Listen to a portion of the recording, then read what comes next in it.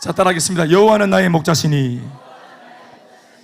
네, 저 개인적으로 참 좋아하는 그런 설교의 말씀입니다. 성경 구절이 아니고 제가 좋아하는 설교입니다.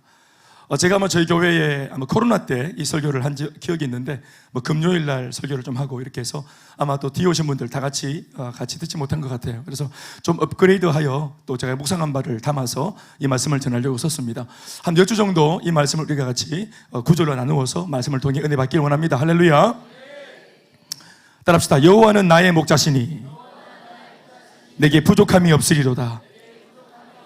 다시 또 따라할까요? 내게 부족함이 없는 까닭은 여호와가 나의 목자시기 때문이다.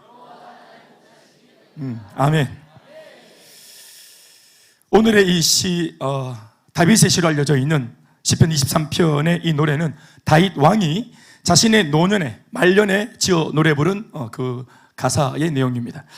그는 다소 짧은 감이 있는 이 한 구절의 시편 내용을 통해서 지나온 자신의 인생의 여정을 회상한 것으로 보여집니다. 주마등같이 지나가는 인생 여정들, 어릴 때부터 지금 이렇게 이스라엘의 왕이 되어 있는 지금까지, 그래서 이 모든 지나온 인생들을 쭉 돌아보면서 그 수많은 소회들을 이 시편 6절 정도의 짧은 이 시에다가 담아가지고 노래를 한 것 같습니다. 이 시를 지어 노래를 부르고 있던 그 순간 다윗 왕은 설명할 길이 없는 행복감으로 충만했던 것으로 보입니다. 이것은 저 자신의 짐작이나 상상이 결코 아닙니다.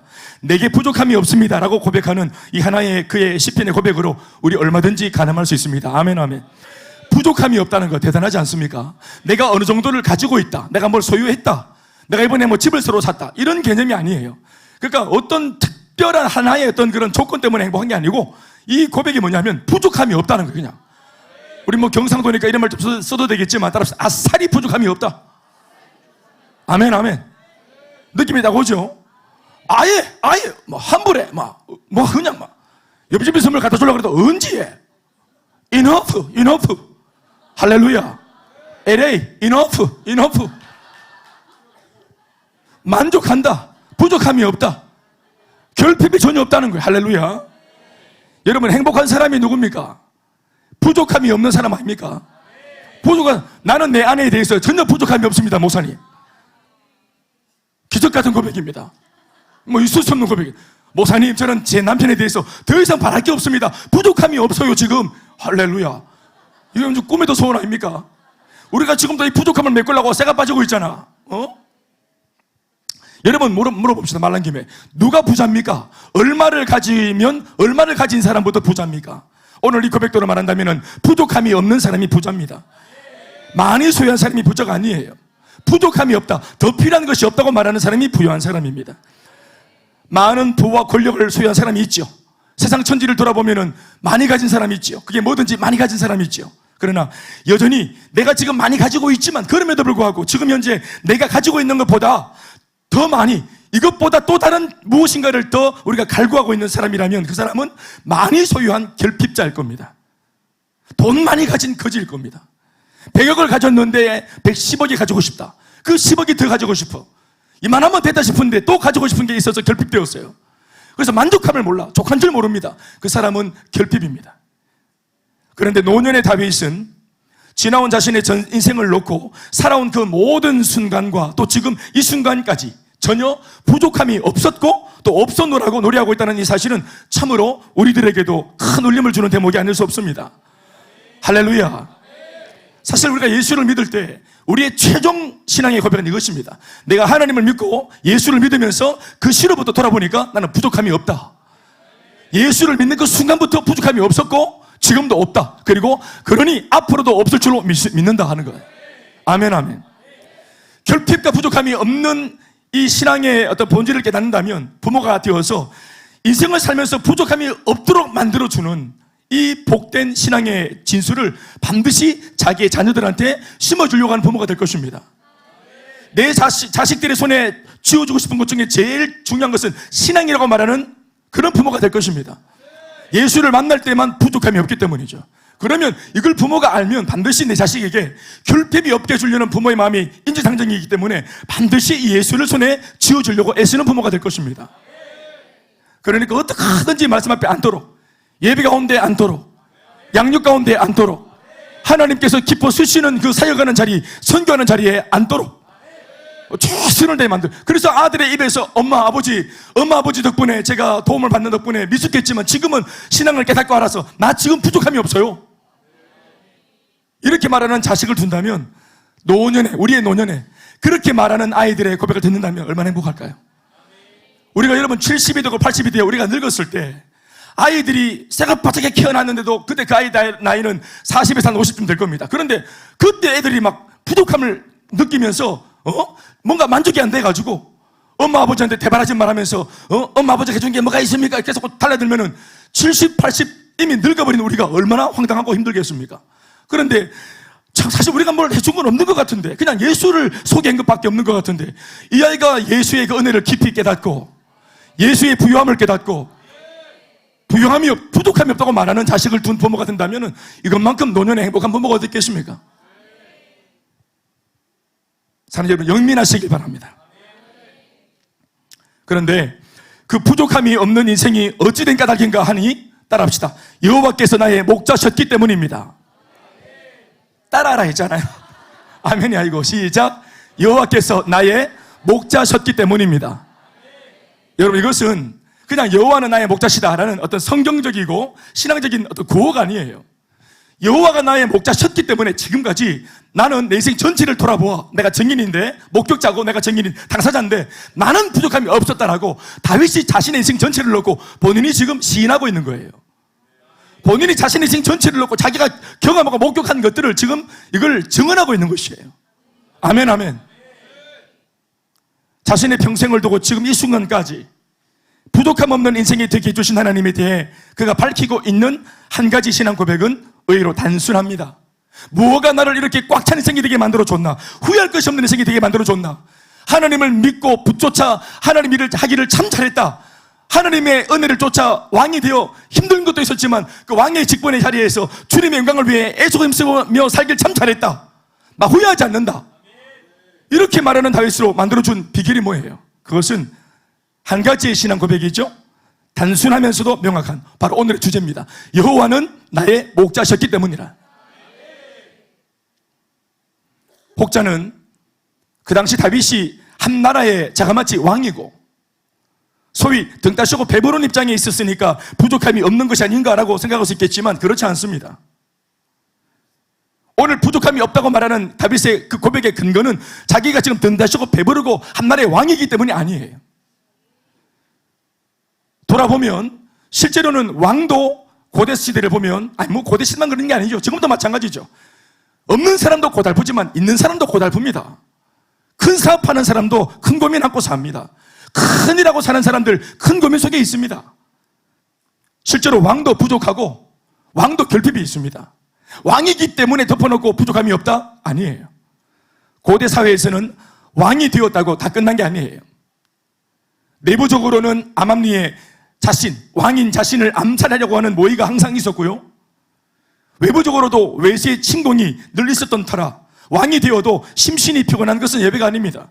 지켜야 될 것이 있고 결정을 하는 것에 따라 나라의 운명이 달라지기 때문에 이런 고통이 그 왕관의 무게만큼 찾아오는 것이에요. 그러나 지난 40년 동안이나 왕이 되어 40년을 통치했는데 40년 동안이나 내가 맡고 있는 이 이스라엘 나라에 내가 성군으로 태평성대를 일구어 온 이 모든 배경은 하나님께서 나에게 목자가 되어주셨기 때문이라고 고백을 하고 있는 것입니다. 하나님께서 나의 목자가 되시고 나도 왕이지만 내 위에 진정한 왕이 되신 주님이 나를 지켜주셨기 때문이라고 말하고 있는 것입니다. 그것을 다윗이 지금 이 노년의 시기까지 한시도 잊지 않고 있었다는 거예요. 그래서 그 노년에 자신의 삶 전체를 돌아보면서 이 행복이 어쩐 일이고 이 나라의 태평성대가 어떻게 온 것이고 돌아보니까 내가 잘나서 그랬지가 아니라 하나님이 나의 목자셨기 때문이라고, 이게 40년 왕을 하는 사람이 이 말한다는 거 대단한 것입니다. 처음에 한두 해야 내가 왕이지만 내 위에 주님 계시지. 처음에 한두 번 정도야 내 위에 주님 계시지.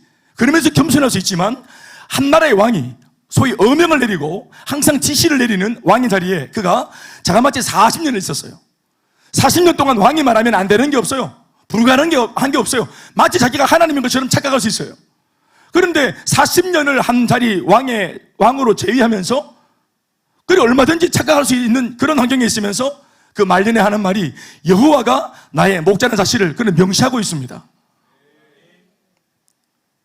사람이 힘들고 어려울 때는 하나님께서 나의 목자신데 또 나는 양인데 먹고 살만 하면은 자기가 갑자기 막 목자가 되기도 하고 자기가 왕이 되기도 하고 막 둔갑을 하거든요. 아니요, 착각을 하죠. 그런데 다윗이 시편 23편 1절 고백에 딱 서문을 열면서 하나님은 나의 목자가 분명하다. 난 그래서 너무 만족한다. 이게 내 인생의 행복의 비밀이다. 이게 내가 왕으로서 나라를 잘 통치할 수 있었던 리더십의 비밀이다. 이렇게 말할 수 있다는 건 참 대단한 것입니다. 여호와가 나의 목자라는 고백은 다윗 자신이 목동 출신이었기 때문에 그만이 노래할 수 있는 다윗만의 독특한 신앙 고백입니다.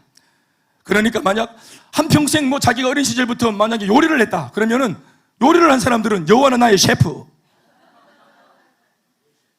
예, 셰프. 파스타 봉골레 이렇게 되는 겁니다. 한평생 자기가 항해를 했다 그러면 여호와는 나의 캡틴. 안 그렇게 했습니까? 한평생 사업을 했다. 여호와는 나의 CEO, 대표님. 안 하겠습니까? 상대를 향해서 목자라고 고백한다는 것은 반대로 이 고백을 하는 나 자신의 정체성에 대한 고백도 이미 그 고백 속에 내포되어 있다는 사실을 우리는 알고 있어야 됩니다. 여호와가 나의 목자라는 말은 곧 나는 누구란 말입니까? 그 목자 앞에서 나는 한 마리 양이라는 뜻입니다. 일국의 왕이 나는 왕이다 이렇게 해야 되는데 나는 양이다 이렇게 말할 수 있는 것은 굉장한 자기의 정체성의 발견입니다. 아멘 아멘. 지나가는데 누가 나한테 아빠 그러면 어떻게 되겠어요? 나를 아빠라고 부를 수 있는 애가 누구겠어요? 견비단비 이유 중에 하나겠지. 그렇겠죠? 아빠라고 부르는 동시에 이 부르는 아이의 자기의 정체성도 규명되어지는 것입니다. 아멘 아멘. 우리 옛날 어린 시절 불렀던 찬양 이런 게 있습니다. 상호가 이런 노래 좀 불렀네 옛날에 의성에서. 주 나의 목자 나 주의 어린 양 그 사랑은 내 기쁨. 주 나의 목자 나 주의 어린 양 그 사랑은 내 기쁨. 주 나의 목자 나 주의 어린 양 그 사랑은 내 기쁨. 그 사랑은 내 기쁨. 이런 게 있다. 요즘 주인이 잘 부르나? 이 흘러가는 주옥 같은 노래를 안 부르는데 뭐 하는 거야 도대체? 또 2절이 있어요. 주 나의 포도나무 나 주의 가지 그 사랑은 내 기쁨. 주님이 나의 포도나무시면 나는 뭐예요? 그러니까 내가 주를 향해서 당신은 나의 포도나무입니다 라고 말하는 순간 나의 고백도 거기에 들어있는 거죠. 나는 가지입니다. 나는 한낱 가지에 불과합니다. 주 나의 신랑 나 주의. 그렇죠. 여보라고 부르면 나는 당신이겠지. 여보라고 부르면 나는 그 인간입니까? 내가 예수님을 신랑이라고 부르면 우리는 신부인 겁니다. 아멘 아멘. 그런 것처럼 우리가 예수님을 이렇게 고백을 하면 그 고백 속에 내가 누구인지도 나오는 것입니다. 이게 더 귀한 겁니다. 이게 참 귀한 겁니다. 그러니까 자기가 누구인지를 모르는 사람은 예수를 향하여 하나님을 향하여 신앙 고백을 할 수 없어요. 내가 누구인지를 인정하고 받아들이지 못하면 여호와께서 나의 목자라는 말을 할 수 없습니다. 내가 양이라는 사실을 인정했고 내가 양이라는 사실을 이걸 내가 받아들였기 때문에 당신이 나의 목자가 되는 거예요. 아멘 아멘. 하나님 앞에서 다윗은 처음이나 지금이나 매 한 가지로 자신은 목동일 때나 지금 왕일 때나 아무 상관없이 언제나 목자가 필요한 한 마리 어린 양이라는 사실을 한시도 잊지 않고 있었다는 사실이 이게 참으로 귀한 대목입니다. 지금 이 순간까지도. 다윗은 고난도 많았죠. 또 그런가 하면 축복도 많이 받았던 인물입니다. 그러나 그 어떤 상황과 상관없이 어디에 그가 놓였든지 아무 상관없이 그는 언제나 하나님 앞에서 양이었고 상대적으로 하나님은 그런 다윗 앞에서 언제나 목자로 계셨습니다. 사랑하는 여러분, 다윗이 자기를 향하여서 나는 부족한 양이라고 말하면 그때부터 주님은 우리의 목자가 되어주십니다. 나는 결핍이 있고 도움이 필요한 양이라고 고백을 하면은 모든 것을 채워주는 목자로 주님은 역사하십니다. 우리가 목자라고 말하니 주님이 침묵을 하시는 겁니다. 내가 셰프라고 말하니 침묵하시고, 내가 대표라고 말하니까 주님이 침묵을 하시는 겁니다. 다윗은 왜 이렇게 오랜 기간 동안 하나님으로부터 공급을 받을 수 있었는가 하면은 자기 정체성이 분명히 있기 때문에 그래요. 여호와는 나의 목자라는 말만 듣지 말고 그 문자 속에 담겨있는 의미를 보십시오. 나는 양입니다. 나는 양이 될 겁니다. 나는 양에 불과합니다. 아멘, 아멘. 나는 당신이 필요합니다. 나는 주님이 필요합니다. 나는 주님의 도우심이 필요합니다. 그 고백을 늘 하고 살았던 거예요. 보통의 성도분들을 보면 어려움을 당할 때는 목자를 원망하면서 스스로 양의 길을 거부하는 사람도 있고, 반대로 너무 잘 될 때는 마치 자신이 목자인 것처럼 정신없는 행동을 하는 그런 분들도 많은데 반해 다윗은 그러지 않았습니다. 어떤 환경에 처하든지, 그것은 다윗이 목동 출신이기 때문에 아마 목자의 마음을 잘 이해하고 있고 또 양의 입장도 잘 이해하고 있었기 때문이라고 생각을 합니다. 그래서 자기는 늘 양이다, 목자가 되어주세요. 이 목자가 어떤 의미인지, 양이 어떤 의미인지, 목자가 뭐하는 존재인지, 양은 목자 앞에서 어떤 존재인지 이 관계를 잘 알았기 때문에 자기 스스로가 다른 것으로도 표현할 수 있지만 나는 양이라고 말을 한 겁니다. 단순한 듯 보여지는 그의 이 짧은 고백, 여호와는 나의 목자시니 라는 고백을 이해하기 위해서는 다윗의 지난 목동 시절을 되짚어 볼 필요가 있습니다. 우리가 잘 아는 이야기인데 제가 한번 정리를 해드리죠. 다윗은 어린 시절에 유목민 생활을 했던 이세라고 하는 아버지의 8번째 막둥이로 태어나서 위로 7명의 형들과 안정된 가정에 살았던 유년 시절이 있었습니다.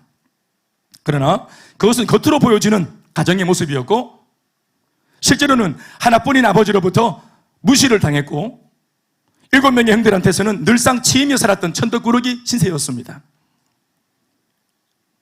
집안의 중요한 일에는 막내기 때문에 참여를 못합니다. 그런가 하면 형들이 싫어하는 허드렛 일들, 굳은 일들, 그런 것들은 또 막내기 때문에 그 막내가 해야 됐었습니다. 우리나라에서의 경우와 완전 다르죠. 우리는 막내가 사랑받고 막내가 보호받는데 이 나라는 그러지 않았습니다. 왜냐하면 한 집안에 물리적으로나 경제적으로 도움이 되지 못하면 치이고 따돌림을 당할 수밖에 없는 그런 사회 구도였습니다. 그러니 막내가 힘이 없고 능력이 없으니까 늘 불리하죠. 그러니까 그 많은 수의 아버지의 양들을 먹이고 돌보는 소위 목동일은 이런 형편 때문에 전적으로 다윗의 몫이었던 것은 바로 이런 배경 때문에 그런 것입니다. 이런 일이라도 해야, 이런 것이라도 해야 소위 밥값이라도 할 수 있었던 겁니다. 먹고 살려면은 양털 밀고 양똥 치우고 양 인도해서 들판으로 데려다가 풀 먹이고 이런 거라도 해야 되는 거예요. 그런데 놀라운 것이 뭔가 하면 이렇게나 서글펐던 어린 시절의 그 불우한 환경이 장차 미래에 이스라엘 최고의 성군 다윗 왕을 태동시키는 가장 결정적인 조건이 되어 주었다는 사실입니다. 아멘입니까? 그때는 몰랐죠. 자기가 받는 부당한 대우, 이 부당한 어떤 환경들, 이 고달픔들, 이게 어디 써야 되는 것인지 몰랐죠. 그러니까 이 다른 환경은 그냥 원망의 제목이었어요. 불평거리였어요. 그런데 다윗은 이 불평을 참은 게 아니고, 사실은 참은 게 아니고 견딘 게 아니에요. 불평이라고 생각을 안 했어요. 이게 잘못되어진 환경이라고 다윗은 여기지 않았어요. 그냥 자기가 존재론적으로 막내기 때문에 그 당시 사회 통념상 내가 하는 것이라고 받아들이고 최선을 다했습니다. 그 환경에서도 최선을 다했어요.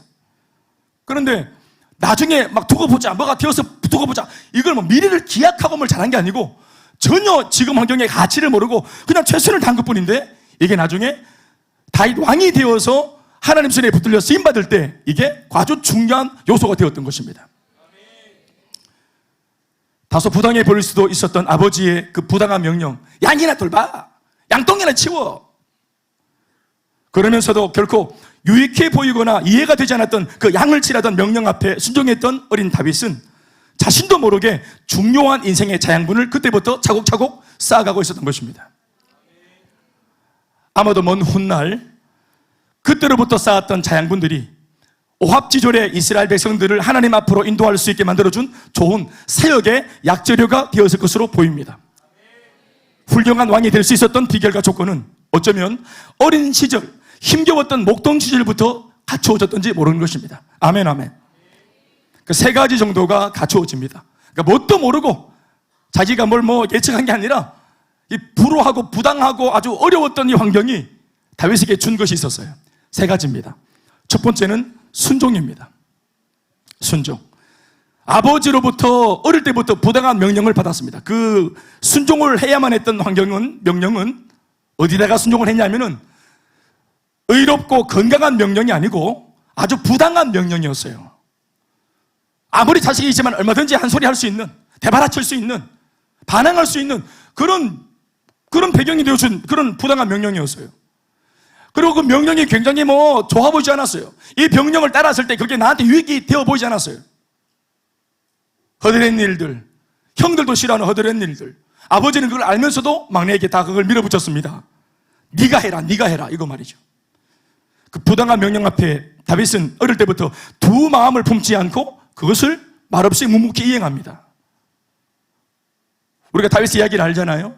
아멘. 그러니까 그렇게 해서 자기가 어릴 때부터 부당한 명령 앞에도 순종을 했는데 의롭고 거룩한 말씀 앞에 순종 못할 일이 없죠.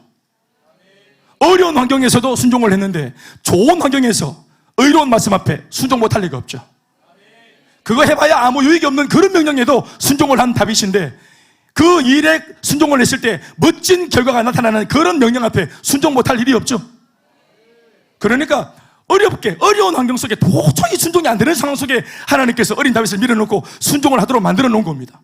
아멘. 처음부터 할렐루야. 왜냐하면 여러분 다윗 왕이 되었을 때 왕이 되면은 얼마나 자고할 수 있잖아요. 교만할 수 있잖아요. 순종이 되겠습니까?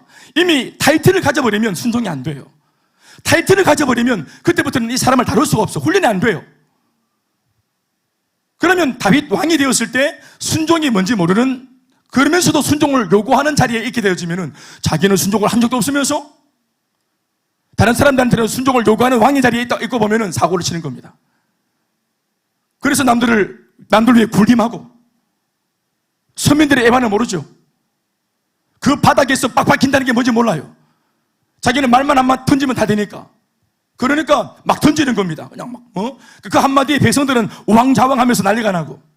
그래서 백성들이 도탄에 빠지고 질서를 잃어버리는 것입니다. 그러나 여러분 순종에 어떤 의미가 있습니까? 순종은 등 따시고 배불러 할 만하니까 하는 순종이 아니라 언제나 피가 묻어있는 순종입니다.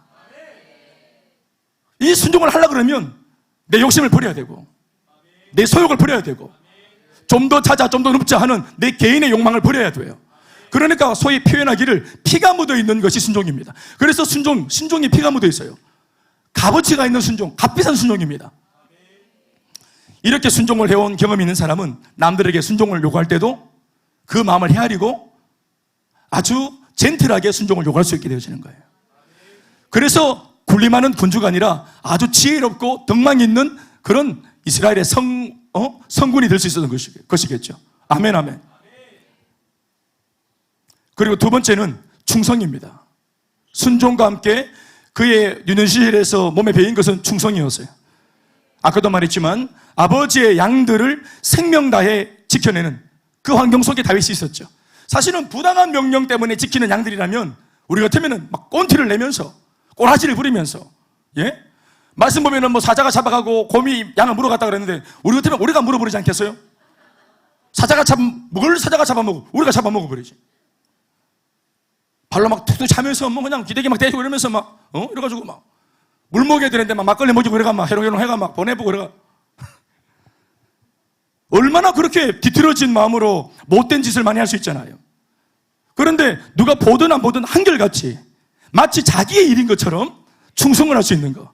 정직하고 올곧게, 처음 마음이 올곧게 끝까지 갈 수 있는 충성된 마음. 아멘.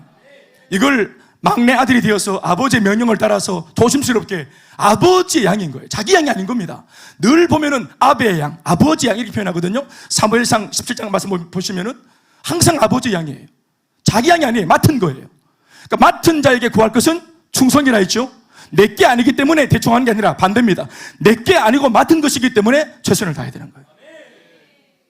우리의 사명이 우리로 하여금 충성을 요구하는 까닭이 뭡니까? 이 사명과 사역은 내게 아니고 주님께서 부탁하시고 맡기신 것입니다. 그래서 충성을 다해야 되는 거예요. 그래서 최선을 다하는 것입니다. 이 충성을 다하는 과정에서 어떤 일이 일어납니까? 충성을 하는 그 사람의 성장과 변화가 일어나는 것입니다. 아멘, 아멘. 충성했을 때 남만 잘 되게 해주는 것이 아니에요. 충성하는 자기에게도 엄청난 유익이 있는 것입니다. 아멘, 아멘. 그러니까 생명을 다해서 사자가 양을 물어가고 곰이 양을 물어가면 아버지의 양이기 때문에 자기도 겁이 나지만 자기 안위를 걱정하지 않고 충성스럽게 생명 다해서 그걸 양을 지켜내잖아요. 아멘, 아멘. 그런 과정을 베풀이하죠. 여러분, 다윗이 물맷돌을 잘 던지잖아요. 그렇죠? 물맷돌 이렇게 샥 팍 뿌리면 팍 나가죠. 물맷돌. 돌을 왜 돌팔매질을 배웠습니까? 동네 창문 깰라고요? 이거 왜 배웠습니까?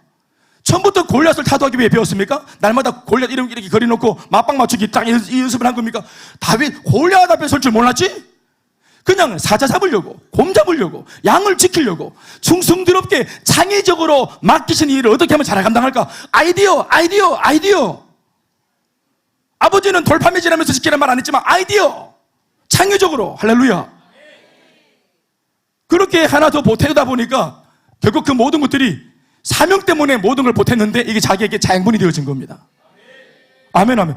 그리고 결정적으로 양 지키려고 훈련했던 이 돌팔매 이 기술이 골리앗을 잡아 나라 지킬지 어떻게 알았겠어요? 할렐루야. 그리고 마지막은 리더십입니다. 앞서가며 목동이 되어서 형들 사이에서는 막내고 아버지한테는 철없는 막내지만 양들 앞에서는 그가 리더입니다. 탁 때리면서 이러면서 탁 때리면서 따라와 이러면서 집에 여러분 반려견 앞에서 여러분 리더 아닙니까? 우리 아내분들 말 잘 들어야 되지만 아내분 밖에 나가면은 우리가 리더 아닙니까?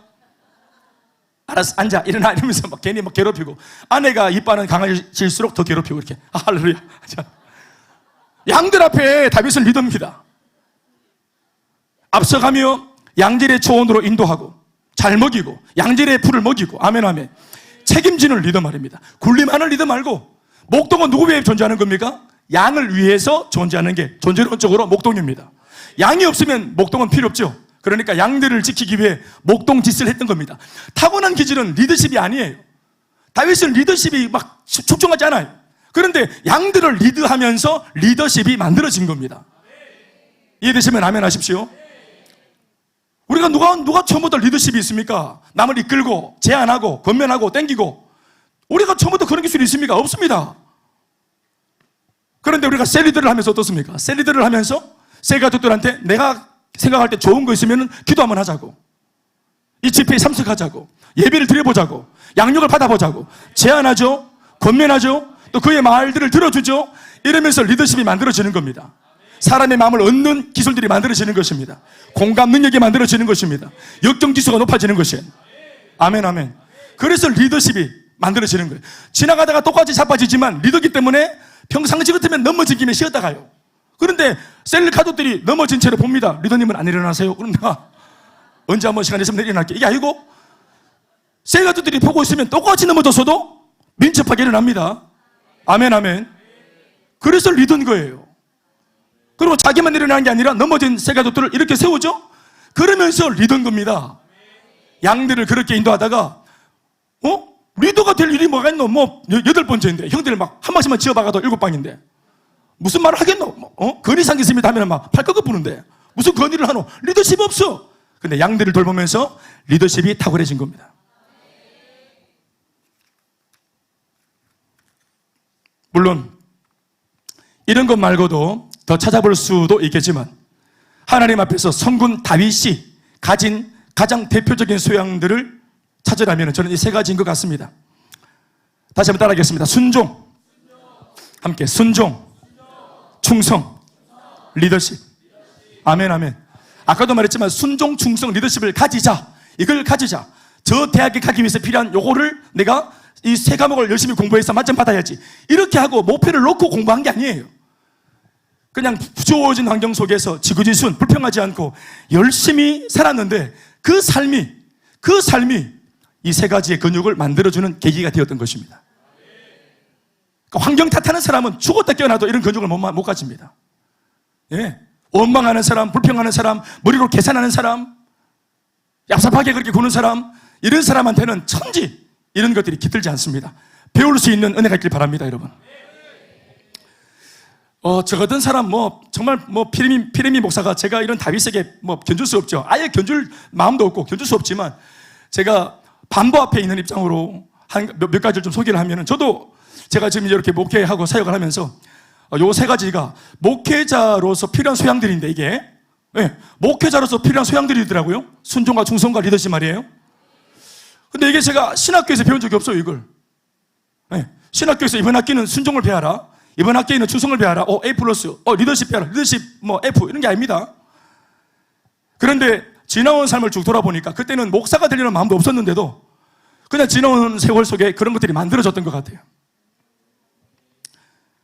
순종을 제가 잘 못하는 사람일 수 있는 환경입니다, 저는. 아버지가 늘 부당한 명령으로 술자리 가지고 막 늘 부당하게, 늘 정신이 없어가 온데간데 없고 막 왔다 갔다 하면서 늘 아버지가 하는 말들은 신빙성이 없고 늘 뭔가 참 듣기 자체도 좀 거북스러운 말들을 많이 하셨어요. 그런 말을 듣는다는 거 참 힘든 거예요. 저는 그렇게 자랐기 때문에 순종이 내한테 깃든다. 이미 가정 안에서는 저는 그런 거 교육받기는 걸렀습니다. 그런데 예수를 믿고 교회 들어오면서 제 마음속에 있는 성령의 양심의 소리를 따라 행동들을 하는 과정 속에서 제가 돌아보니까 그래도 아예 불가능했던 순종이라는 이 소양들이 좀 갖추어진 것 같았습니다. 고집도 세고 자기의가 강하고 자기 조가 강하고, 그러니까 내가 고생을 많이 했기 때문에, 여러분 돈 많고 잘 사는 사람만 교만한 게 아니고, 다 그런 것도 아니지만 교만한 게 아니고 없이 산 사람도 굉장히 교만할 수 있습니다. 항상 마음속에 있는 메시지가 뭡니까? 네가 내처럼 고생해봤어? 네가 내처럼 이렇게 어려워봐서? 이런 마음이 늘 있기 때문에 누구의 친절이나 배려를 잘 받지 않아요. 그러니까 이게 또 다른 모습의 교만이죠. 전문 용어로 말하면 꼬라지 부린다 이렇게 말하거든요. 여러분들의 얘기가 아니고 제 얘기입니다. 저는 그 꼬라지를 부리며 살 수 있는, 뒤틀려 살 수 있는 그런 가능성이 많았던 사람이죠. 환경 자체가. 저는 그랬습니다. 근데 아까도 말했지만 교회 와서 하나님께서 신앙 가진 저한테 늘 뭔가를 보여주고 깨닫게 하시고 감동을 주실 때 이상하게도 그런 것에 자꾸 몸이 움직이고 눈길이 가고 마음이 움직였던 걸 기억합니다. 우리 LA 우리 김대원 집사, 뉴욕에, LA 어디고? 뉴욕, 알겠다, 뉴욕. 잘못 물러가네. 못 가봐서 그래, 못 가봐서. 못 가봐서. 러시아 붉은 광장 갔다 와봤어요? 알았어요. 에피소드가 있었어요. 그래서 저 친구 참 에피소드가 참 나랑 많은데, 저 친구 저 방황을 좀 했어요. 그치? 방황을 우리 소실적에. 사실 25년 전, 막 수십 년 전의 얘기지만 방황을 좀 했죠. 그때 제가 이제 대학부 청년이고 이제 교사고 그래봐 저기 이제 중등부 고등부 이런 친구였어요. 대학부로 올라왔네. 나는 이제 한참 우리 7살 차이 나니까 내가 이제 대학부 마로봉이고 저 밑에 이제 프레시맨으로 왔어. 그래 이제 완전 1학년 시생하러 왔는데 이놈이 방황이 안 끝나가지고 내 기억이 맞는지 모르겠다. 잘못된 게 있으면 말을 해라. 그래서 늘 삐딱하게 이렇게 또 본의 아니게 또 이제 또 이렇게 좀 어려운 또 어떤 상황에 말리기도 하고, 더 자세한 내용들, 단어들 이런 것들은 제가 좀 피할 테니까 여러분 알아서 상상하시고요. 이런 거 있잖아요. 그래. 엄마 아버지가 고생을 참 많이 했대. 연락이 딱 오면 아이고 우리 대회가 또 오늘 사고 쳤대. 엄마가 막 기절해 쓰러지고 또 이렇게 금전적으로도 또 이렇게 물어줘야 되고 어려움이 많고. 누나가 있는데 누나 명지 잘 있나? 명진이는 사랑하는 아끼는 후배인데 말이 없어. 아가 속이 깊어가지고. 그런데 이 아이가 100가지가 있으면 한 가지를 말을 해요. 아주 속 깊은 아이입니다. 근데 한 가지를 제가 보면서 99가지를 질문을 해서 알아내야 돼. 쭉 이래 물어보면은 동생 대여 얘기를 한단 말입니다. 그러면 또 기도하죠.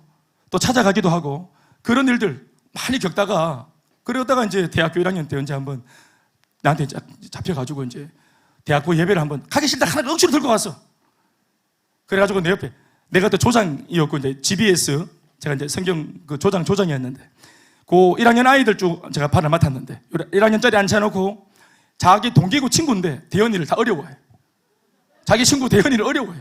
눈을 잘 못 마주쳐 애들이. 그래서 대현이 데려가서 손잡고 와가지고 내 옆에 딱 앉혔대.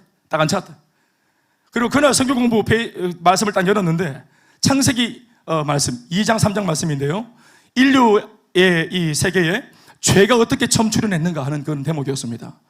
아담과 하와가 죄를 짓는 장면들, 이 죄가 어떻게 인생을 파멸시켰는지 하는 그런 대목을 읽는데, 제가 그날 죄를 쫙쫙쫙쫙 나열하고 딱딱딱 나누는데 아이들이 자꾸 내 눈을 안 보고 옆에 대현이를 보는 거예요. 왜냐면 얘가 그 당시 아직 죄인이었거든. 그래서 얘가 말씀을 막 전하는데 억지로 왔는데, 나는 그냥 끝날 때까지 있다가 나는 밥 먹자 했는데 애가 이 공부 시간을 버티는 기라. 어떻게 버티냐면은 고개를 푹 숙이고 거기 머리를 안 들어. 다 이래. 그게 내가 너무 인상적이었기 때문에 지금까지 기억합니다. 고개 딱 숙였고, 나는 이제 애들이 자꾸 쭉 보니까 내가 너무 오늘 죄에 대해서 조금 말해서 좀 그렇다, 타이밍이 좀 그렇다. 그런데 성령께서 우잘끼고 성령이 내 마음속에 선포해라, 김대현 조장 선포해라, 딱딱 감동을. 우리가 지금도 설교를 하지만 설교하다가 딱 어떤 성도 딱 눈이 딱 마주치면 그러면 내가 그 성도를 뭐 어떻게 하려고 하는 게 아닌데, 말씀이 부딪히는 성도, 저 사람 이 말씀 힘들겠다 싶은 마음이 들 때가 있어요. 그럴 때 넘어갈까 싶을 때도 있단 말이에요. 그때도 똑같아. 야, 이 말씀 야를 치겠다 싶은 거의 느낌이, 하필이면 또 이런 말씀이고 싶은 마음이 들어. 그런데 그냥 제가 다 적어서 계속 죄에 대해서 막 심도 있게, 더 심도 있게 막 얘기를 했어요. 아니다, 나가 옆으로 이렇게 봤더니 기대기까지 빨개졌어. 얼굴부터 귀 끝까지 벌개져가지고 막 이렇게 한 시간 반 하나 막 움직이지도 않고 가만히 돼. 그리고 이제 기도하고 딱 끝나니까 갑자기 대회가 의자를 뒤로 끌면서 깨 하면서 브레이크는 나. 이제 가면 되지요 하면서 쏙 가는 거야. 그래. 그럼 내가 이래야 되는데 우리도 또 가만히 안 봐. 보지도 않아. 씩 하길래 난 가만히 있었어. 그러니까 애들이 어머 형 어떡해요 어떻게 뭘 어떻게 해요. 이렇게 됐보다 말이야. 주일 밤입니다. 집에 와서 이래 있는데 마음이 계속 안 좋아. 아유, 대여이 어렵게 예배하면 왔는데 오늘따라 하나님은 말씀을 또 이런 걸 준비하셔가지고 진짜 축복받아라 이런 거 좀 하시지. 그래 이제 있는데 밤 10시인가 11시인가 전화가 옵니다. 집으로 전화를 딱 받아. 저희 집이 그 당시에 그 효목동에 있었는데 전화 받았는데, 형 대여이가 형 니 술 먹나? 예. 아까 그 질로 술 먹으러 들어가서 너무 고통스러워가지고 술 먹었어요. 그리고 지금 너무 마음이 괴로워요. 왜 그랬냐 했더니, 형 진짜 나 같은 죄인은 용서 못 받아요. 난 진짜 쓰레기 인생이 되는 거예요. 난 진짜 끝났어요. 하나님 나 같은 사람 안 용서합니까? 내 분명히 말씀 전할 때 용서도 전했는데 지기에 죄가 너무 크게 들어왔는지 용서는 뒤에 안 들어왔는 모양이라. 나는 용서 못 받습니까? 그래서 그래 자기가 막 너무 고통스러웠다는 거예요. 그래서 내가 네 말씀은 들었나 했더니 말씀 다 들었죠. 바로 옆에서 지키는데 들었죠. 네 어디고? 했더니 집 앞에요. 집이 여기 그 당시 CG 내 기억으로 참마 타고니까 뭐 그랬던 것 같은데, 거 있으라 하고 내가 그때 차를 타고 갑니다. 밤에 슈퍼티코 1713 팍 타고 꽝 갔더니 전화기 그 부스 안에서 딱 나오더라고요. 술 냄새가 푹 나더라고요. 대현아 집에 누가 계시노? 아버지 엄마 누나 있다. 지금 어디 갈 데가 없으니까 집에 들어가자. 집에 들어가. 주무시나? 다 주무시나? 그래. 까치발로 들어. 까치발로 둘이 지방에 들어가가지고 새벽 3시까지 얘기를 나눴습니다. 여러 가지. 결론은 뭐냐면은 용서받을 수 있다. 진심으로 뉘우치고 회개하면 하나님께서 용서하시고 새롭게 하신다. 기도하자. 그랬더니 무릎을 딱 꿇을 때 무릎도 잘 안 꿇어져. 무릎이 장단지가 굵고 허벅지가 굵어가지고 무릎 그래도 꿇어라. 손을 모아. 손 모으고 내가 손 모은 것에 제 손을 포개했어요. 포개고 이렇게. 이게 실수였습니다. 내가 기도하려고 하다가 대현아 하나님 앞에 네가 네 회개니까 네가 스스로 기도해라. 네 기도하고 난 뒤에 목사님 내가 형이 기도할 테니까 기도해라 그랬대. 가만 기도하라 그러고 한 2, 3 내 기억에 한 3분인데 한 30분 걸린 것 같아. 기도 안 하고 가만히 있고 나는 차 하나씩 기도하고 이게 가만히 있을까? 나는 뻘쭘하고 그러니까 내가 기도하고 싶기도 하고 계속 기다렸어. 계속 기다리니까 3분이 지났나. 한참 있다가 얼마나 기도를 안 했는지 입에 막 검지를 쳤나. 아버지 하는데 막 아버지 하고 또 한참 아버지 하는데 막 뭐 눈 감고 있는데 뭐 뜨끈한 거야. 눈을 뚝 뜨니까 콧물 눈물, 콧물이 여기 다 와가지고 이렇게 번지고 있네. 이걸 뺄 수도 없고, 이거 지 콧물. 그래, 눈 감고 가만히 있었더니, 아버지, 나 이렇게 살고 싶지 않습니다. 나도 새로워지고 싶습니다. 내 모든 죄를 용서해 주시고 내게도 기회를 주세요 하고 막 울면서 기도를 하는 거예요. 기도가 끝나고 제가 마침 기도하고 위로하고, 그리고 이제 콧물 닦고, 그리고 이제 그 다음 날이었나 며칠 후에 제가 대현이한테 서울에 있는 형이 자주 가는 집회가 있는데 그 예배 집회에 꼭 같이 한번 가면 좋겠다. 형이 니랑 꼭 같이 가고 싶다. 근데 그 얘기를 하고 이제 나왔습니다. 늦게 들어갔으니까 늦잠을 퍼지르게 자고 있는데 아침 10시에 전화가 왔어요. 김 선생, 예 했더니 누군지 모르겠어. 예 했더니 대현 엄마요. 예 권사님,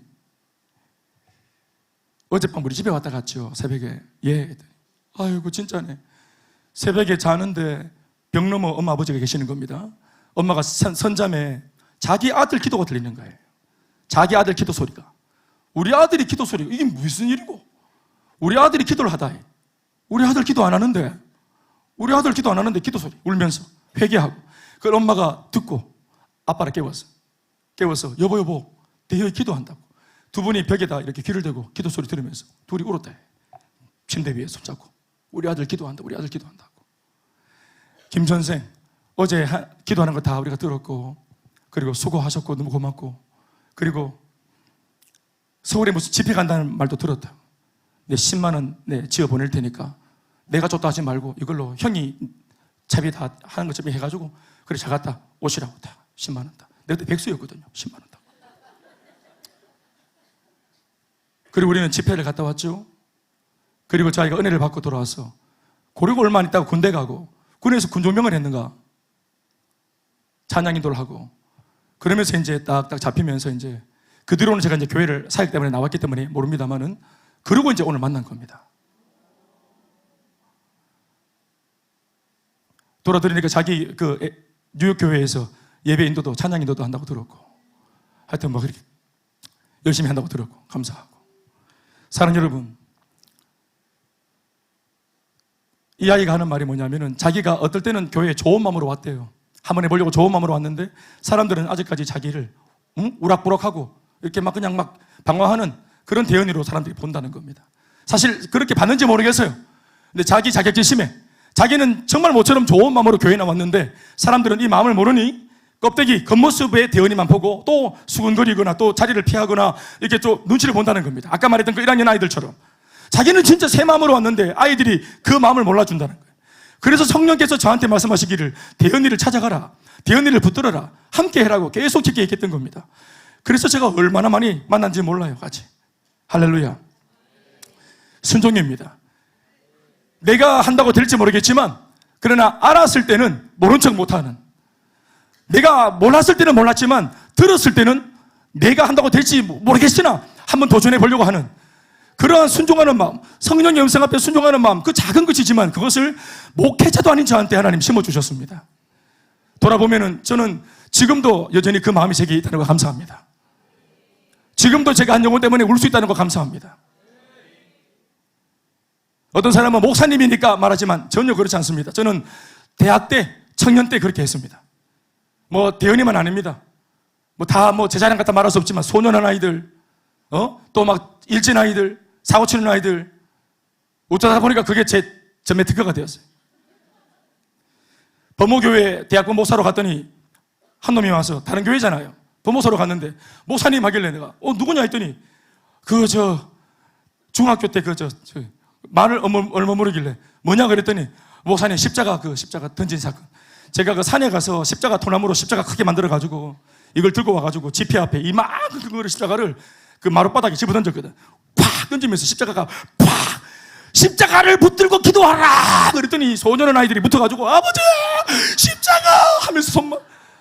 그때 그 소년원 아이들 중에 한 명이 개가천선애가 대학생이 돼가지고 그 교회에 있더란 말이에요. 누군지도 모르겠어요.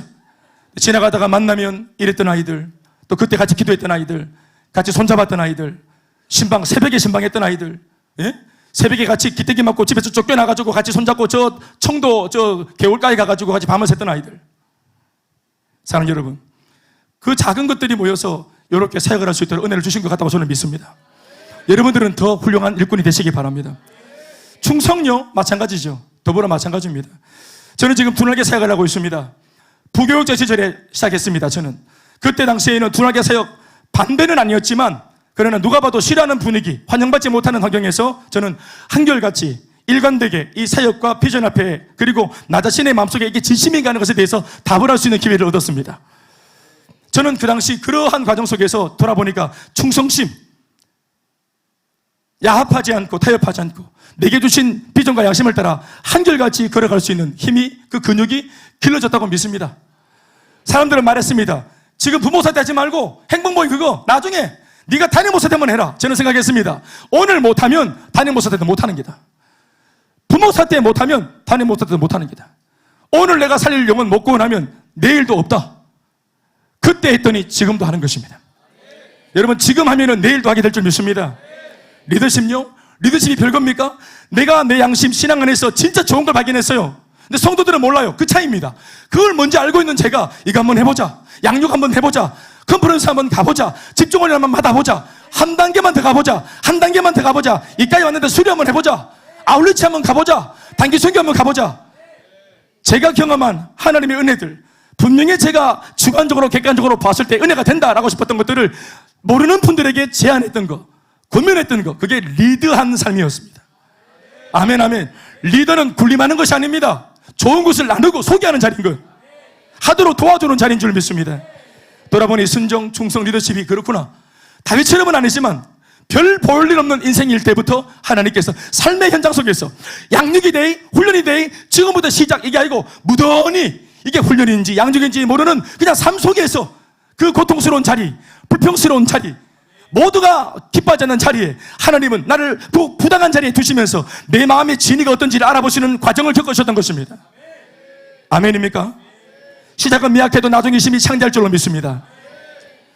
사무엘상 16장 1절의 말씀을 읽어보면 제가 지금 말씀드린 대로 이런 꼴을 당하고 있는 그 당시 목동 다윗, 그래봐야 그냥 총구석 목동 다윗, 베들레헴 저 총구석에 처박혀 있던 이 어린 목동 다윗을 두고 정작 사람들은 모르겠지만 하나님이 역사의 무대 앞에서 공적으로 처음 언급하시는 장면이 있는데요. 이 말씀은 이렇게 적혀 있습니다.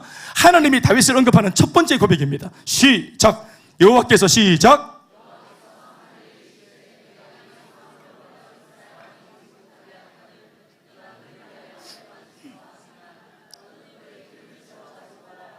내가 너를 베들레헴 사람 이새에게로 보내리니 이는 내가 그의 아들 중에서 한 왕을 보았노라 하는지라. 아멘, 아멘. 내가 그의 아들 8명의 아들 중에서 이스라엘 차기왕, 사무엘 왕은 버림을 당했고 사울 왕을 대신할 차기왕 한 왕감을 내가 보았느니라. 아멘, 아멘. 여러분, 누가 척하면 척이잖아요. 하나님께서 사무엘 선지자한테 말하는 왕감을 봤다, 탁월한 왕을 봤다, 왕감을 봤다. 누굽니까? 목동 다윗입니다. 그 부당한 명령 속에, 불안한 환경 속에서 욕먹으면서 최선을 다하고 있는, 침묵하며 충성을 다하고 있는, 순종과 충성과 리더십이 만들어지고 있는 그 다윗을 보면서 한 왕을 봤다고 말씀하신 것입니다. 왕을 보고 왕감을 점친 거 아니에요. 왕과 아무런 관계가 없고 왕의 자리와 목동의 자리는 거리가 멀어요. 그런데 이 목동의 모습에서 왕을 보는 하나님의 시각을 보십시오.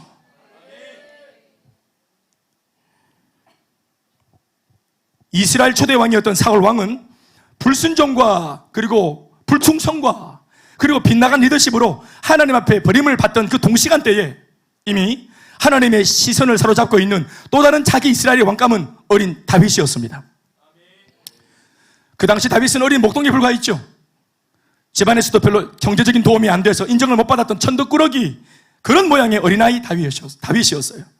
그러나 당시만 해도 누구도 알아주지 않던 목동 다윗 속에 자리하고 있던 그 마음가짐과 인생에 대한 진지한 태도와 자세, 이것을 하나님께서 다 보고 계셨습니다. 아무도 안 보지만 하나님은 보고 계십니다. 또 하나님의 관전 포인트, 하나님이 귀하다고 여기시는 관전 포인트는 완전히 달라요. 아멘입니까? 능력을 보시는 것이 아닙니다. 태도와 자세를 보시는 것입니다. 그때 이미 이 어린 목동 다윗을 보시면서 하나님께서는 이 다윗이 훗날 이스라엘의 위대한 왕감이 될 처목이라고 말씀하시면서 그의 인생을 그날 그 자리에서 결정을 지으셨던 것입니다. 아멘, 아멘. 내가 너를 베들레헴 사람 이새에게로 보내리니 이는 내가 그의 아들 중에서 한 왕을 보았느니라 하시니라. 아멘. 어린 시절, 그리고 베들레헴 총구석 무명의 목동 시절에 이미 다윗의 인생은 하나님에 의해서 결정되어져 버립니다. 아멘, 아멘. 내가 무언가가 되었을 때 결정 짓는 것이 아니라 아무것도 없는 무관의 상태일 때, 똥꼴의 상태일 때, 그 태도와 마음가짐 하나 보시고 주님은 그 사람의 인생을 결정을 지으시는 것입니다. 이러한 원리는 말입니다, 그때만 아니라 지금 우리가 살고 있는 이 시대도 똑같습니다. 그 하나님이 우리 하나님이십니다. 이 다음 혹은 이후에가 아니라, 이 다음 뭐가 되어서가 아니라, 오늘 내가 하나님과 또 교회와 말씀과 비전과 성령의 감동 앞에서 그렇게 내가 보여내는 모습 속에 우리의 미래는 결정지어지는 것입니다. 아멘, 아멘. 어린 목동 다윗 안에서 위대한 성군 다윗의 모습을 볼 수 있다는 것, 이것이 바로 우리 하나님의 영적인 시각이고 사람과 다른 차원의 안목인 것입니다. 그렇게 이런 것을 귀히 보시는 주님의 눈동자 앞에 우리가 발견되어지길 바랍니다. 이게 얼마나 감사해요. 하나님은 중심을 보신다잖아요. 우리 중심 하나만큼은 보일 수 있잖아요.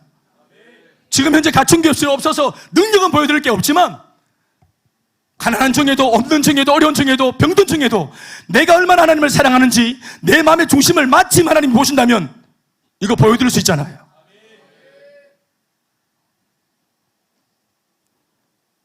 우리 능력이 없어 그렇지 진심이냐 아니냐 문제에 있어서 우리가 결격 사유가 있어요?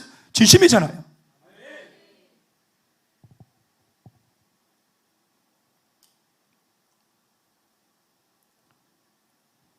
아브라함을 통해 아브라함을 보신 것처럼,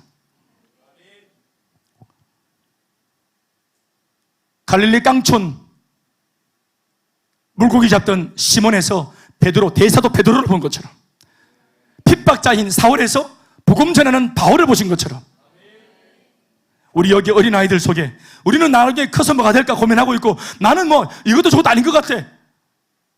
이미 막 성적에서 뭔가를 막 말해주는 거, 암시를 주는 것만 갖고 내 성이 성적과 함께 정해진 것 같지만, 이미 대학 한판으로 정해진 것 같지만, 하나님께서 보시는 관전 포인트는 다른 데 있는 거예요.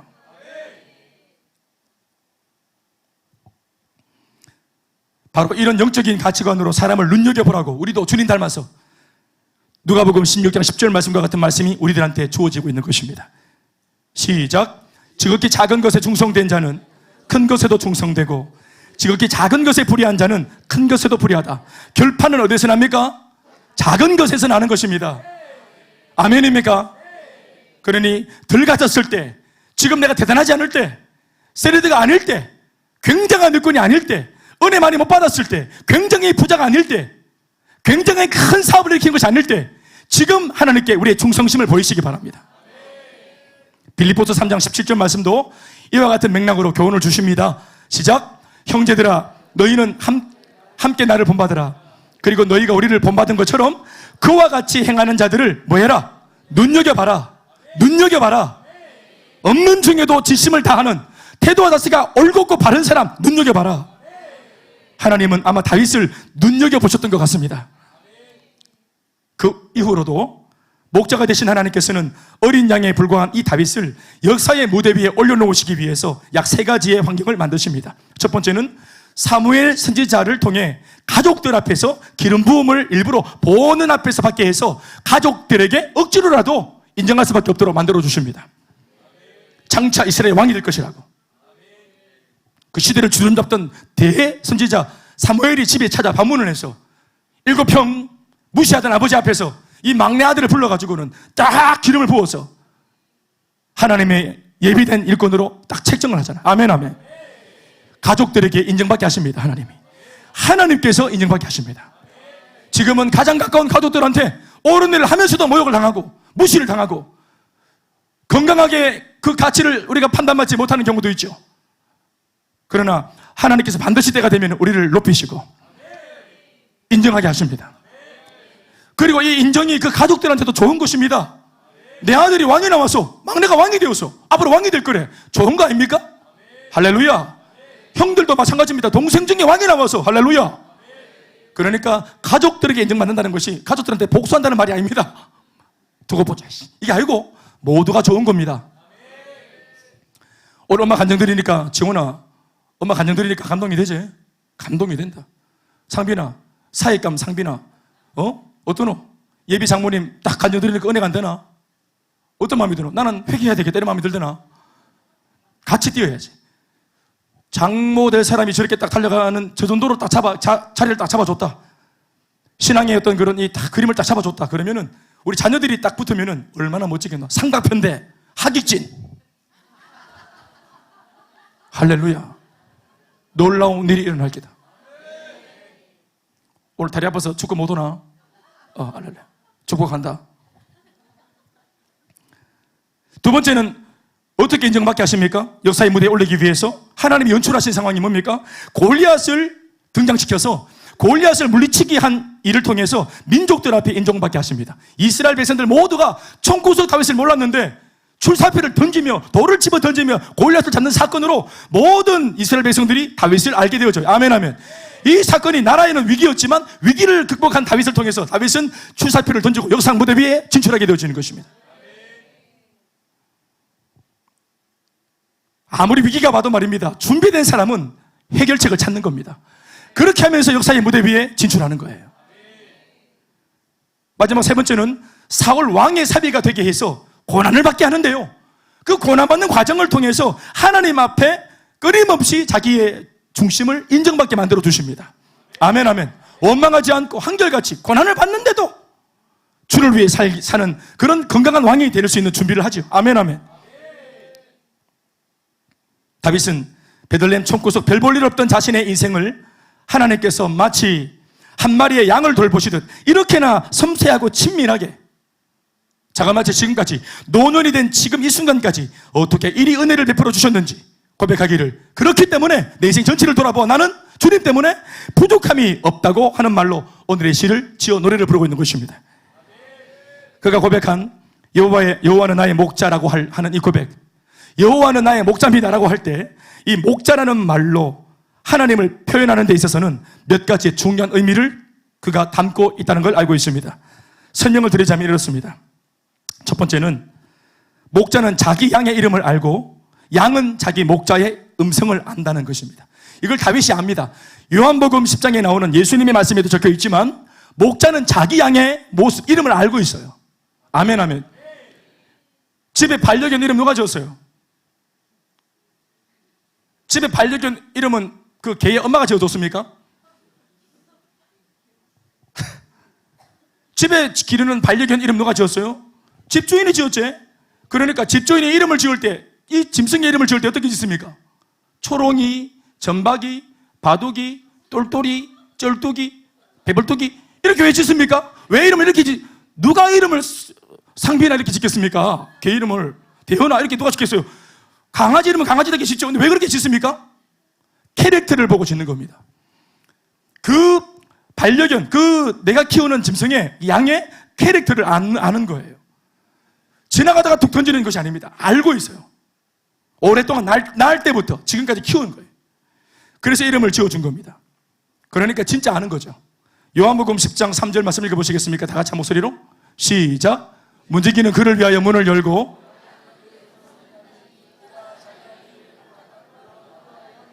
아멘, 아멘. 다윗은 이렇게 아는 겁니다. 목자가 예수님, 여호와가 나의 목자란 말은 이 목자와 양의 관계와 같이 하나님께서 이 땅에 돌아볼 일들이 얼마나 많고 이 땅에 당신이 사랑하시고 귀 여기시는 영혼들이 얼마나 많을 텐데 비교할 수 없을 만큼 나보다 더 기도하고 쓰임받기 원하고 헌신되어진 사람들이 얼마나 많을 텐데 몇 해 예수 믿으면서 이미 생명걸 준비가 되어 있는 어린 시절부터 훈련되어진 사람들이 얼마나 많을 건데 이렇게 무지렁이 같은 나 같은 사람을 하나님께서 아신다는 건가? 그런데 다윗이 확인한 게 뭐냐면은 하나님께서 나를 아신다는 것을 인생 가운데 확인을 한 거예요. 주님, 나 같은 것을 아십니까, 당신이? 높고 높은 보좌에 계신 거룩한 왕이 나 같은 것을 아십니까, 주님? 거기에서 마음의 담대함과 감동과 평안이 깃드는 것입니다. 여러분, 틀리지 않습니다. 하나님께서 이렇게 우리를 아십니다. 이렇게 우리를 아십니다. 두 번째는 목자는 앞서가며 길을 냅니다. 양들보다 앞서가며 길을 냅니다. 요한복음 10장 4절 시작. 자기 양을 다 내어놓은 후에 앞서가면 양들이 그의 음성을 아는 거로 따라오되. 목자가 먼저 앞에 가면서 길을 만듭니다. 앞서가면서 길을 만들어내 놓으면 엉겅퀴, 가시덤불, 바위 이런 거 다 장애물들을 제거하면서 길이 아닌데 목자가 가서 길을 만들어 놓는 거예요. 원래 길이 아니에요. 근데 길을 목자가 가면 길이 됩니다. 길을 만들어 놓으면 양들은 자기가 따로 길 만들 필요 없어요. 그냥 가면 돼요. 돌다리 두드려 보지 않아도 돼. 목자가 다 두드려 봤어요. 그래서 양의 특권이 뭔지 아십니까? 확신이 뭔지 아십니까? 그 자신감이 근거가 뭔지 아십니까? 오늘 내가 걷고 있는 이 길, 이 상황은 나의 목자가 먼저 앞서서 걸어가시면서 만들어 놓은 길이다라는 믿음입니다. 길이에요. 길이라고요. 내 눈에는 험해 보이고 길이 아닌 것처럼 보이고 함정처럼 보이고 난간처럼 보이지만 좁은 길, 좁은 문, 이게 무슨 길이고 싶었지만 여러분 중요한 것은 뭡니까? 이 길을 예수님이 먼저 지나가신 겁니다. 나의 리더가 먼저 지나가신 길입니다. 길 같지 않아 보이는 내 생각과 판단과 달리 목자가 나를 위해 내어놓으신 이 길이 틀림이 없다라는 확신을 가지게 되어지면은 이 길을 따라가는 양은 거침이 없어져요. 담대해지죠. 배짱이 생기는 겁니다. 우리가 처음을 사업할 때, 사업 안 해보던 사업 처음 사업할 때, 또 배우자를 결정해서 인생에 한 번뿐인 결혼을 결정할 때 기도해서 확신을 가져야 됩니다. 처음에는 이 사업이 길처럼 안 보여요. 처음에는 이 배우자가 길처럼 안 보입니다. 몇 년째 살아도 헷갈린다는 분도 계시는데 길처럼 안 보여요. 처음 어떤 생소한 또 다른 도전을 할 때 이게 길이 맞나 싶은 게 우리의 궁금증이죠. 그러니까 기도해야 됩니다. 이것이 길이 맞다라는 사실을, 그 확신이 들 때까지 기도해야 됩니다. 아멘, 아멘. 리더가 먼저 걸어간 것이 길입니다. 그래서 길인지 아닌지 보려면 나보다 먼저 앞을 가고 있는 양들의 군기를 보면 돼. 이 길을 따라가고 먼저 예수 믿고 이 교회에서 생활한 사람들이 예수 믿다가 망했다, 예수 믿다가 그냥 다 무너져 버렸다, 다 박살났다, 이런 간증들이 나오는 교회인지, 살아났다더라, 회복됐다더라, 행복해졌다더라, 이런 간증이 나오는 그런 교회인지, 비전도 사명도 마찬가지로 길이 맞다고 확인되어지면은 우리는 계산할 게 없습니다. 마지막 세 번째, 목자는 양을 위하여 생명을 겁니다. 요한복음 10장 11절에서 12절 말씀입니다. 읽어보시겠습니다. 시작.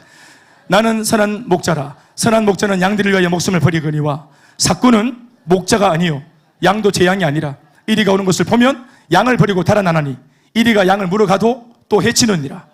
선한 목자의 반대말은 나쁜 목자가 아닙니다. 선한 목자의 반대말은 악한 목자가 아닙니다. 선한 목자의 반대말은 삭군입니다. 삭군. 열심히 하고 최선을 다하지만 최선을 다하고 열심히 다하는 이유가 달라요. 삭군은 받은 게 있기 때문에 하는 것입니다. 용병이죠. 그러나 선한 목자는 자기 양입니다. 이 양을 키워서 어떤 이유를 보려고 하는 것이 아니에요. 사육하는 것이 아닙니다. 양육을 하는 것입니다. 그래서 생명을 거는 것입니다. 위기가 일어났을 때 달아나는 것은 삭군이에요. 다윗이 왕이 되고 난 이후에 유난히도 적이 많았죠. 그래서 늘 생명이 위태로웠던 그런 입장에 놓여 있었죠, 다윗은. 그런데 자신의 생명을 다해 지키시고 계시는 하나님을 그는 늘 경험해 왔습니다. 생명은 말입니다, 생명을 걸어야 지킬 수 있는 것입니다. 우리 예수님께서 십자가에 보이신 그 의지와 확신, 나를 향한 하나님의 그 견고한 생각들, 견고한 계획들이 생명을 걸기까지 내가 너를 살리고 말겠다 하는 이 의지 표명이 십자가인 줄 믿습니다. 말씀 뵙겠습니다. 여호와는 나의 목자시니 하는 이 한 구절에 담긴 말씀들을 다윗의 심정으로 나누어 보았습니다. 왜 이런 말씀을 나누고 주일날 말씀으로 채택을 했을까요? 또 저는 왜 이런 설교를 했을까요?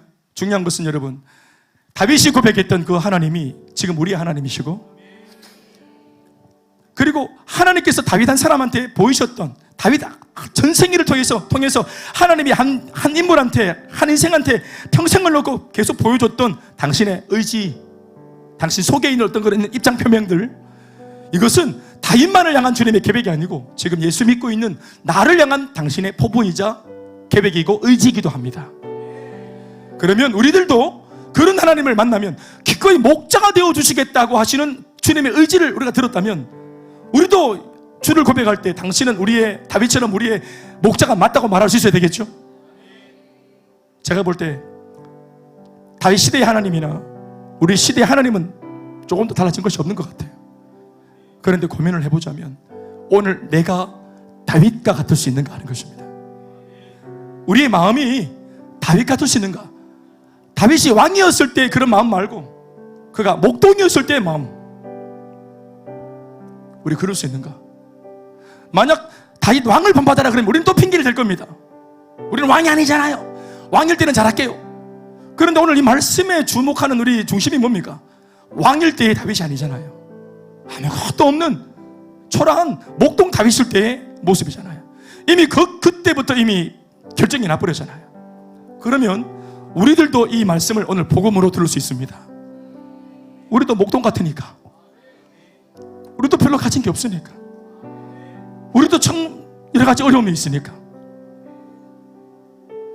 이 환경은 결코 우리를 초라하게 만드는 부정적인 환경이 아닙니다. 다른 환경은 다른 부르심입니다. 우리를 처음부터 다르게 부르시려고 이 환경 속에 두신 것입니다. 충성되고 순종하며 나를 리더로 키워가시는 주님, 역전기수와 또 돌파하는 능력을 길러 주시려고 하시는 주님의 의도를, 그 선한 의도를 깨닫고 알아서 불평 없이 불신 없이 잘 따라가 믿음으로 성장할 수 있는 저와 여러분 다 되시길 주의 이름으로 축복합니다. 자, 우리 인사하시겠습니다. 다윗이 시대, 당신이 시대의 다윗입니다. 한 번 더 시작. 영광의 박수 하시겠습니다.